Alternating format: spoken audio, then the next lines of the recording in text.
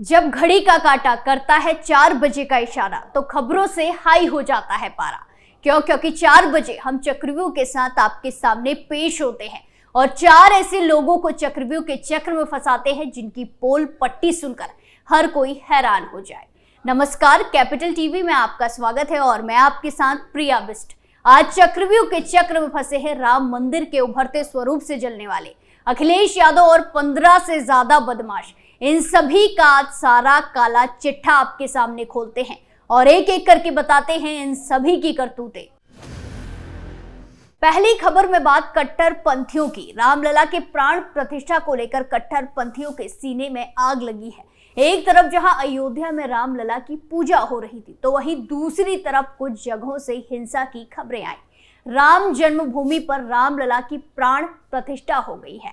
अयोध्या राम मंदिर को लेकर जहां चारों ओर राममय का माहौल देखने को मिल रहा है, लेकिन हिंदू और राम नाम से नफरत करने वाली अपनी हरकतों से बाज नहीं आ रहे हैं। गाजियाबाद, दिल्ली की जामिया मिलिया इस्लामिया यूनिवर्सिटी, राजस्थान, बिहार और गुजरात से कट्टर पंथियों की गंदी हरकतें सामने आई है। जहां दिल्ली से सटे गाजियाबाद जिले में वहाबा ने अपने कुत्ते के गले में भगवान राम के नाम का पट्टा डाला और उसे पूरे मोहल्ले में घुमाया। इस घटना पर स्थानीय लोगों ने तीखा विरोध किया तो पुलिस हरकत में आई। पुलिस ने शदाब को गिरफ्तार कर लिया है। वहीं बिहार के दरभंगा में रामलला की शोभा यात्रा पर पथराव किया गया। ये मामला सिंहवाड़ा थाने के भपूरा गांव का है। सोमवार 22 जनवरी 2024 को श्री राम शोभा यात्रा के दौरान पथराव किया गया। उपद्रवियों ने 2 बाइक सहित डीजे वाहन को बुरी तरह से क्षतिग्रस्त कर दिया।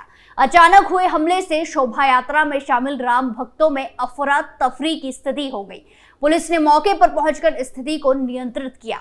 उपद्रवियों की पहचान की जा रही है। वहीं राजस्थान के बाड़मेर में एक पोल पर लगे भगवा झंडे को फाड़ दिया गया, जिसके बाद लोग गुस्से में आए। गुस्साए लोगों ने हाईवे को जाम कर दिया और आरोपियों के खिलाफ कड़ी कार्रवाई की मांग करने लगे।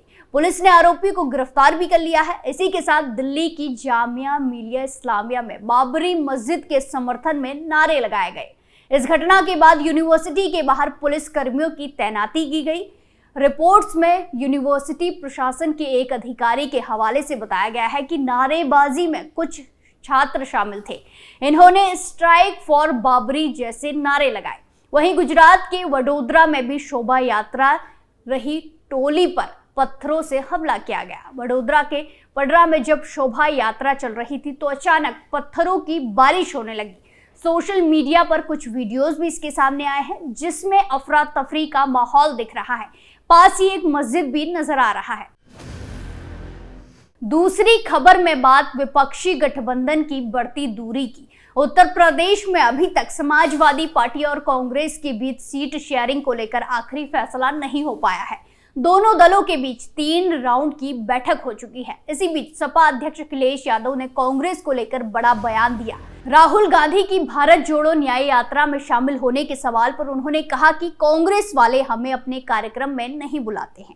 अखिलेश यादव ने हाल ही में यूपी की राजनीति और गठबंधन को लेकर खुलकर बात की है। इस दौरान जब उनसे सवाल किया गया कि क्या जब राहुल गांधी की यात्रा यूपी में आएगी तो वो उसमें शामिल होंगे, इस पर सपा अध्यक्ष ने कहा कि बीजेपी वाले भी मुझे अपने कार्यक्रम में नहीं बुलाते और कांग्रेस वाले अपने कार्यक्रम में नहीं बुलाते हैं।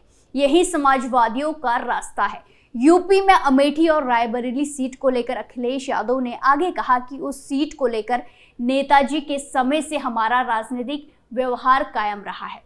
वो व्यवहार अमेठी रायबरेली में आगे तक भी कायम रहेगा। हमें उम्मीद है कि बहुत जल्द ही बड़े दल छोटे दल आपस में मिलकर तय कर लेंगे कि किसको कहां चुनाव लड़ाना है। प्रत्याशी इसलिए पूछ रहे हैं क्योंकि प्रत्याशी का अपना भी वोट होता है। पहले ही पता चल जाता है कि ये टिकेगा या नहीं, क्योंकि बीजेपी से मुकाबला करने के लिए ये जरूरी है कि हमारा प्रत्याशी मजबूत हो। वहीं अमेठी में राहुल गांधी की हार पर अखिलेश यादव ने कहा कि इस तरह तो केशव प्रसाद मौर्य भी चुनाव हारे थे लेकिन डिप्टी सीएम बन गए हैं। लोकतंत्र में हार जीत तो चलती रहती है। बहुत से लोग हारते हैं। डिंपल भी चुनाव हार गई है, फिर वो निर्विरोधी जीत गई थी। लोकतंत्र में ये सब चलता रहता है। अगली खबर मेरठ की है, जहां दिल्ली दून हाईवे पर मंडप के बाहर से कार लूटकर भाग रहे बदमाशों ने एक दरोगा को गोली मार दी है। सीने में गोली लगने से दरोगा की हालत गंभीर बनी हुई है। उन्हें गाजियाबाद के मैक्स हॉस्पिटल में भर्ती कराया गया है। सुबह तक हालत में कोई सुधार नहीं है। दरअसल कंकरखेड़ा थाने के हाईवे चौक स्थित HR गार्डन मंडप के बाहर से देर रात 3 बजे बुलंदशहर के खुर्जा निवासी सोनू सैनी की कार लूट ली गई। मंडप के बाहर ही कार को खड़ा कर सोनू सैनी अंदर सो रहा था। सोनू ने पुलिस को बताया कि बदमाशों ने उसकी कार खिड़की खुलवाई। उसके बाद गन पॉइंट पर लेकर कार, मोबाइल और नकदी लूटकर विपरीत दिशा से दिल्ली हाईवे से जाने लगे। तभी सोनू सैनी ने शोर मचा दिया। मंडप के अंदर से भी स्टाफ बाहर आ गया। तत्काल हाईवे चौकी पर पुलिस को जानकारी दी गई। उस समय थाने की जीप में दरोगा मुनीश सिंह पुलिस बल के साथ गश्त कर रहे थे। GPS की मदद से पुलिस पीछा कर रही थी। डिफेंस कॉलोनी के नाले पर बदमाशों की पुलिस ने घेराबंदी की। बदमाशों ने पहले सेंट्रो से पुलिस की जीप में टक्कर मारी। उसके बाद कार से उतरकर पुलिस के ऊपर फायरिंग शुरू कर दी। फिर कार में सवार हाईवे इंचार्ज मुनीश सिंह के सीने में गोली लगने से वो घायल हो गए। उन्होंने पहले कैलाश अस्पताल में भर्ती कराया। हालत गंभीर होने पर गाजियाबाद के मैक्स हॉस्पिटल में रेफर कर दिया गया है। SSP रोहित सजवाण का कहना है कि कार में 3 बदमाश सवार थे। उन्होंने कार के अंदर से गोली चलाई। उसके बाद कार को छोड़कर भाग गए। 4 टीमें लगातार बदमाशों की तलाश कर रही हैं। आखिरी खबर जौनपुर से है, जहां बदमाशों ने कानून व्यवस्था को चुनौती देते हुए बड़ी वारदात को अंजाम दिया।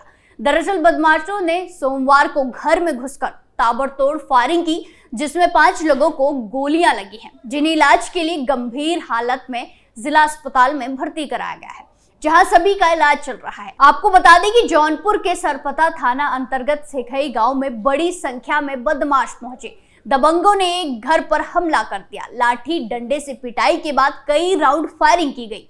इसमें एक परिवार के लोग घायल हो गए थे। सभी को उपचार के लिए राजकीय पुरुष अस्पताल लाया गया।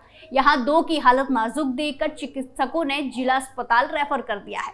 सरपता थाना क्षेत्र स्थित सेखाई गांव में निवासी राम मिलन यादव के मकान के पास रविवार रात पड़ोस के कुछ लोगों से किसी बात को लेकर विवाद हो गया। इसमें राम मिलन का पुत्र नंद किशोर बीच बचाव करने पहुंचा था। मामला नहीं सुलझने पर नंद किशोर ने घटना की सूचना पुलिस को दी। इसी बात से नाराज एक पक्ष के लगभग 15 की संख्या में दबंग युवकों ने सोमवार की सुबह राम मिलन यादव के घर पर लाठी डंडे और असले के साथ पहुंचकर हमला कर दिया।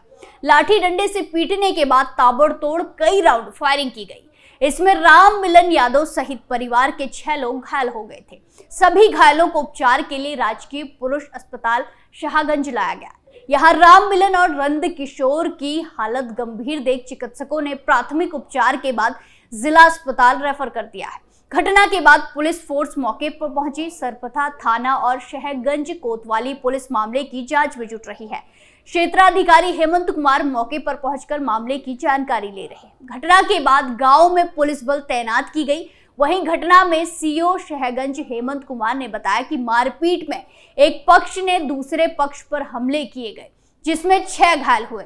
इसमें 2 के पैर में गोली लगी है, जिन्हें जिला अस्पताल में भर्ती किया गया है। आज हमने देखा कैसे चक्रव्यूह के चक्र में राम मंदिर के उभरते स्वरूप से जलने वाले अखिलेश यादव और 15 से ज्यादा बदमाश फंसे और उनकी पूरी पोल पट्टी खुलकर सबके सामने आ गई। चक्रव्यूह में फिलहाल के लिए इतना ही। फिर पेश होंगे सनसनीखेज खुलासे के साथ। बाकी तमाम खबरों के लिए देखते रहिए कैपिटल TV। नमस्कार।